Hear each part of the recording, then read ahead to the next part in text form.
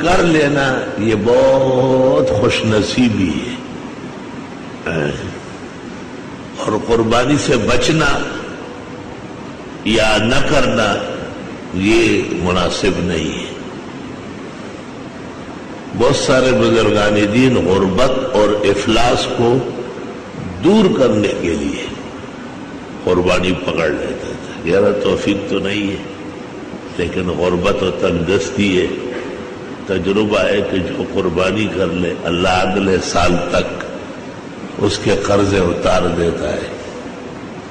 بعض باتیں بڑی عجیب ہوتی ہیں، زبان خلق کو نقار ہے خدا سمجھے۔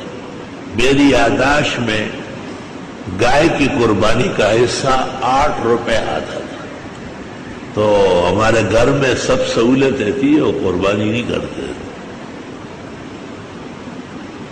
میں نے کہا قربانی کرنا چاہیے۔ گھر کے بڑوں نے پہلے تو بہت سختی کی، اور جاہلوں میں مشہور ہے کہ کیا قرض لے کے کریں گے، حالانکہ قرض لینا واجب ہے۔ زکوٰۃ کے لیے بھی قرض لیں گے، فطرے کے لیے بھی، قربانی کے لیے بھی قرض لینا چاہیے۔ جب سب چیزیں ہیں اور اس وقت رقم نہ ہو تو قرض لے لینا، کیا فرق پڑے گا۔ بہرحال اتنے اتنے کر کے 8 روپے کہیں سے پورا کر دیے گئے۔ قربانی گائے میں ایک حصہ ہمیں ملا۔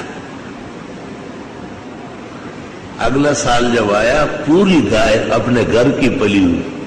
والد صاحب نے کہا واہ تیری عظمت کو سلام ہوئے، تو سچا طالب علم ہے۔ میں نے کہا بابا ہمارے بزرگوں نے ایسے گپ مارا ہے، وہ تو بڑے پاک لوگ۔ اور پھر ہمیشہ قربانی جاری رہی۔ تو اس لیے میں کہتا ہوں کہ قربانی کر لینا سعادت ہے، بہت خوشی کی بات ہے۔